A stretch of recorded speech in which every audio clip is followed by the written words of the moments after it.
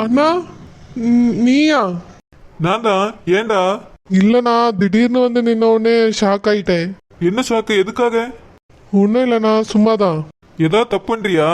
சீச்சி, இல்லண்ணா. அப்பயே இப்படி பேய் எறிஞ்ச மாதிரி இருக்க. இல்லண்ணா, நான் நார்மலாக தான் இருக்கேன். சரி, இப்ப எங்க போற? அண்ணா, அது வந்து ஆசீர்வாதம் வாங்கண்ணா. என்ன ஆசீர்வாதமா? தாலி கட்டின பிறகு தானே வாங்குவாங்க.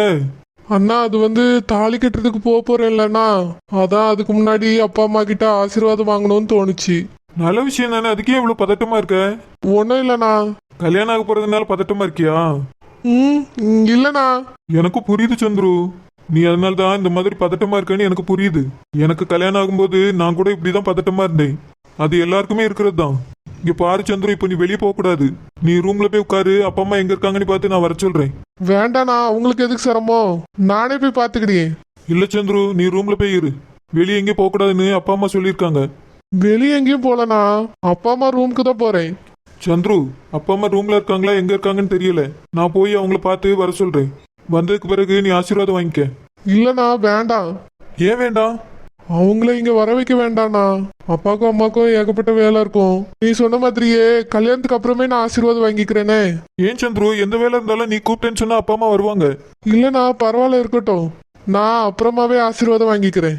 சரி சந்துரு, அப்படின்னா நீ ரூம்குள்ள போ. நான் போறேண்ணா, நீங்க போங்க. நீ உள்ள போ, நான் போறேன். சரிண்ணா. இவன் ஏன் ஒரு மாதிரியா இருக்கான்? என்னாச்சு இவனுக்கு? அப்பா அம்மா கிட்ட ஆசீர்வாதம் வாங்கணும்னா இப்ப என்னடானா வேண்டான்னு சொல்றான். கல்யாணம் நடக்க போறதுனால பதட்டமாவும் குழப்பமாவும் இருக்கான் போல. இவன் ஏன் இப்படி இருக்கணும்? எப்பவுமே ஜாலியா தானே இருப்பான். இன்னைக்கு என்னாச்சு புதுசா இருக்கு? சரி சரி, ஒரு சமயம் பதட்டமா இருக்குமா இருக்கும். அதனாலதான் இப்படி இருக்கான்னு நினைக்கிறேன். நம்ம போயிட்டு அப்பா வந்து இவன் கூடவே இருக்க சொல்லணும்.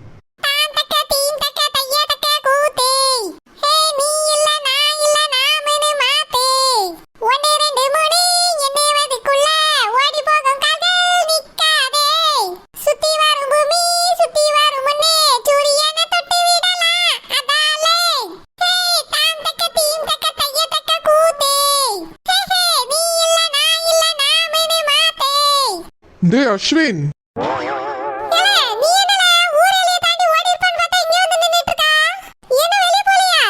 என்னத்தடா பார்த்த நீ? வெளியே எங்க அண்ணன் நின்னுட்டு இருந்தான்.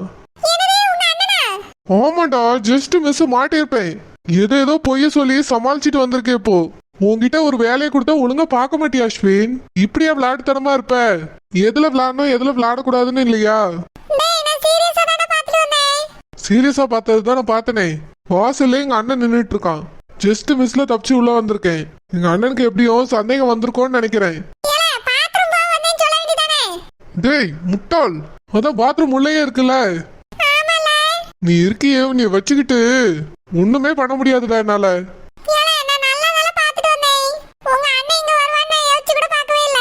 இதுக்குதான் உன்னை ஒழுங்கா பாருன்னு சொன்னேன். எங்க அண்ணன் மட்டும் வரல, நான் இப்ப போயிருப்பேன்டா. இந்த கல்யாணம் நின்று போயிருக்கோம்.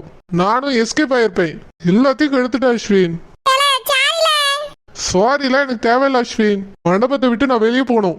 அப்பதான் இந்த கல்யாணத்தை நிறுத்த முடியும். ஏற்கனவே டைம் ரொம்ப ஆயிடுச்சு. இன்னும் கொஞ்ச நேரம் தான் இருக்கு அஸ்வின். அதுக்குள்ள எப்படியாவது நான் இங்க இருந்து கிளம்பி ஆகணும்.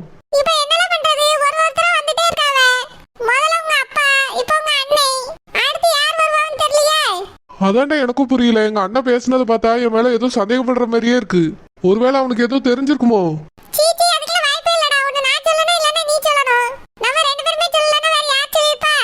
அதான் எனக்கும் புரியல அஸ்வின். அவன் எதுக்கு வெளியே வந்து நிக்கணும்?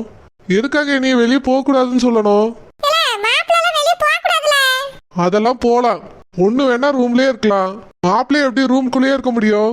அதெல்லாம் வெளியே போகலாம் வரலாம். எங்க அப்பாவும் அண்ணனும் பண்றதை பார்த்தா எனக்கே டவுட் வருது. நம்ம பிளான் எதுவும் தெரிஞ்சிருக்குமோன்னு தோணுது. நீ ஏதாவது வளர்னியாடா? அப்புறம் எதுக்கு அவங்க இங்கே சுத்தி சுத்தி வராங்க? ஃபர்ஸ்ட் அப்பா வந்து ரெடி ஆகுன்னு சொல்லிட்டு உட்கார்ந்துருந்தாங்க. இப்போ அண்ணே வரான். ஏதோ டவுட்டா இருக்கு அஸ்வின்.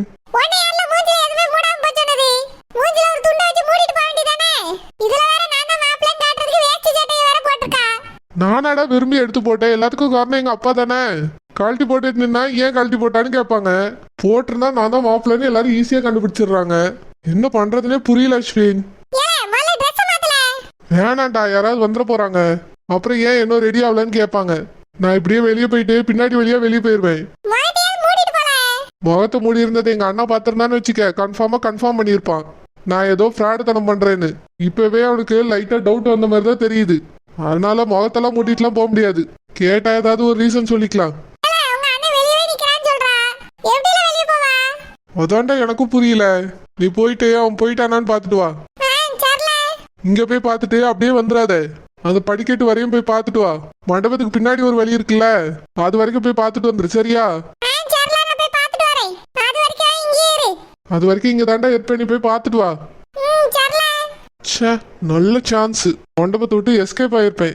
எல்லாத்துக்கும் காரணம் என் அண்ணன் தான். கரெக்டா வந்து வாசல்லே நின்னுட்டான். நான் போறேன்னு இவனுக்கு எப்படி தெரியும்? ஏதோ தெரிஞ்ச மாதிரியே வந்து நிக்கிறான். இந்த கல்யாணம் மட்டும் நடக்கட்டுமே. இதுக்கு முக்கியமான காரணம் இவன் தான். நான் போட்ட பிளான் எல்லாத்தையும் சொதப்பிட்டான். இவன் மட்டும் இல்லைன்னா நான் வெளியே போயிருப்பேன். இந்த கல்யாணமும் நின்றுக்கும். கல்யாணம் மட்டும் நடந்துச்சு. இவனை முதல்ல நான் சும்மாவே விட மாட்டேன்.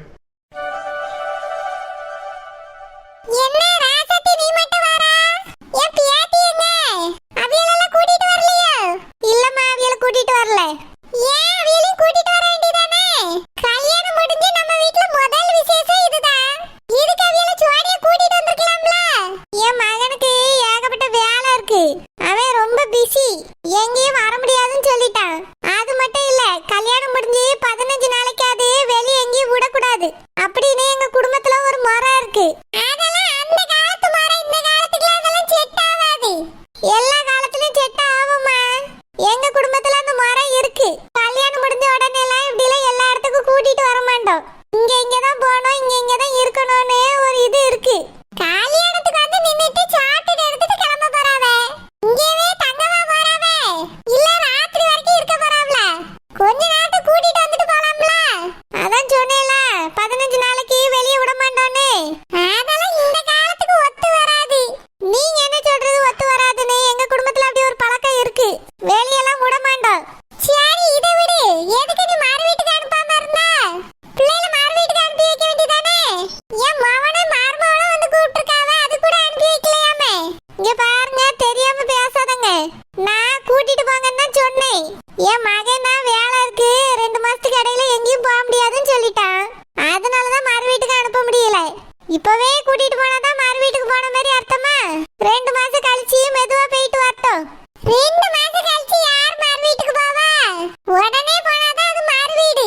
2 மாசம் கழிச்சு போனா அது விருந்து.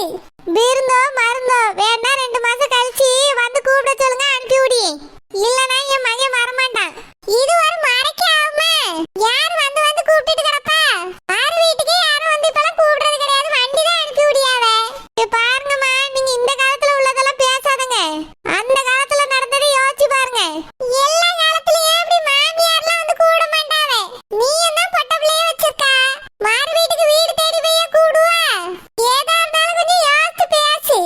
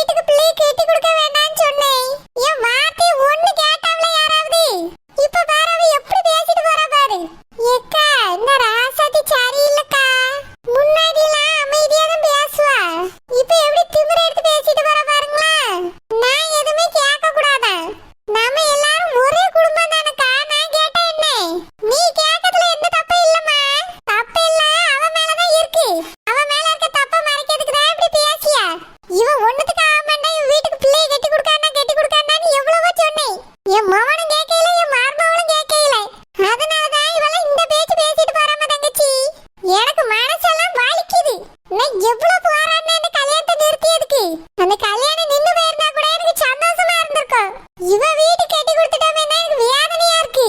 ஏக்கா கவலைப்படாதீங்கக்கா.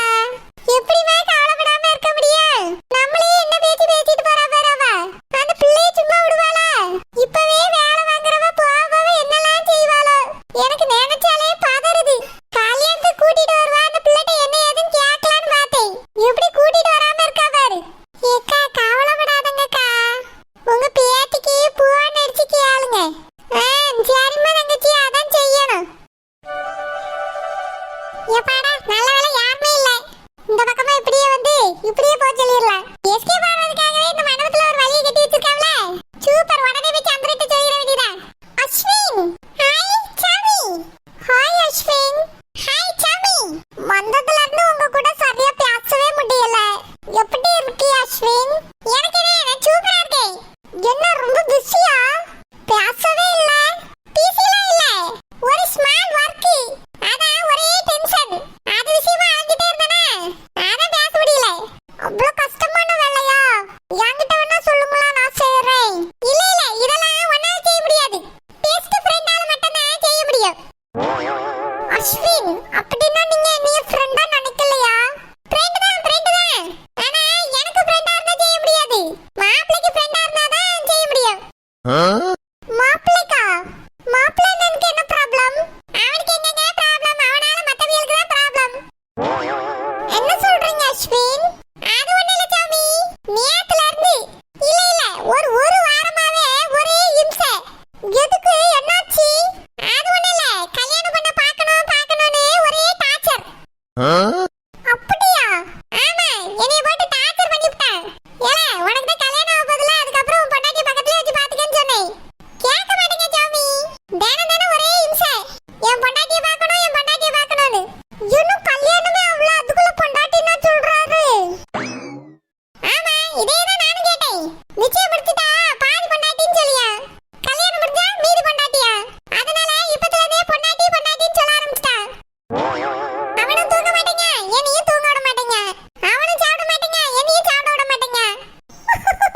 So funny. இப்ப கூட என்ன தெரியுமா சொல்லி விட்டா? கல்யாணம் பண்ண பார்த்தே ஆகணும், எப்படியாவது ஹெல்ப் பண்ணுன்னு சொன்னா. அதான் கல்யாணம் பண்ணோட ரூம் எங்க இருக்குன்னு தேடிட்டு இருக்கேன். அஸ்வின், கல்யாணம் பண்ணோட ரூம் இங்க தேடினா எப்படி கிடைக்கும்? அவர் ரூம் மேல இருக்கு. அங்க இருந்து தான் நானே பாறேன். ஓ, இஸ் இட்? ஆமா அஸ்வின், என்கிட்ட சொல்லி இருக்கலாம்ல. நான் மூக்காயே மாப்பிள்ளை ரூமுக்கு கூட்டிட்டு வந்திருப்பேன். சாமி, மாப்பிள்ளையே ரூமை விட்டு வெளியே வரக்கூடாதுன்னு சொல்லியாவே. பொண்ணு மட்டும் வெளியே வந்தா வாக்கேம்பாம்ல, அதெல்லாம் வரக்கூடாதா? மூக்காயி ரூம்லயே இருக்கட்டும். நான் அவனை கூட்டிட்டு வந்து பார்க்க சொல்றேன். அஸ்வின், இன்னும் கொஞ்ச நேரத்துல முகூர்த்தம்ல.